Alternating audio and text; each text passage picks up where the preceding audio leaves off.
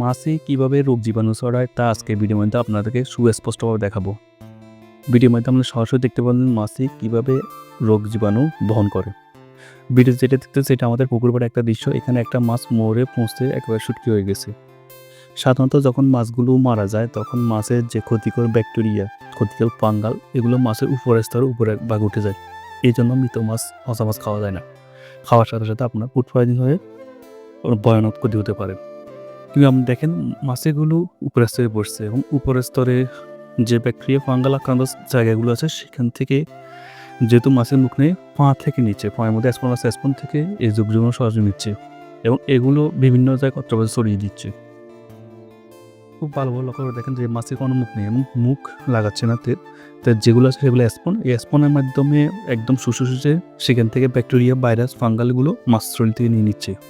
এবং একটু ভালোভাবে লক্ষ্য করেন যে মাছের উপরে যে ব্যাকটেরিয়া ফাঙ্গাল আছে সেগুলো খুব সহজে তারা স্পঞ্জে আটকানোর জন্য সেই এক ধরনের তরল ছেড়ে দিচ্ছে এবং মাছটা হালকা হালকা ভিজে হয়ে গেছে।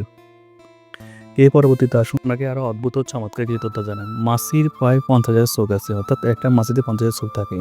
অনুস্কেল যন্ত্র দিয়ে আপনি যদি একটা মাছকে লক্ষ্য করেন সেটা দেখতে পারবেন। দ্বিতীয়ত, পৃথিবীতে প্রায় 1 লক্ষর অধিক মাছের প্রজাতি আছে এবং সবগুলো প্রজাতি ক্ষতিকর, কোনো প্রজাতি এই পর্যন্ত নেই। আর মাছের সবচেয়ে আরও একটা অদ্ভুতত্ব হলো যে মাছের শরীরে কোনো রক্ত নেই, মাছের রক্তবিহীন এবং মাছে উল্টে হাঁটতে পারে। প্রাণী জগতের মধ্যে মাছই একমাত্র প্রাণীর চেয়ে উল্টে হাঁটতে পারে।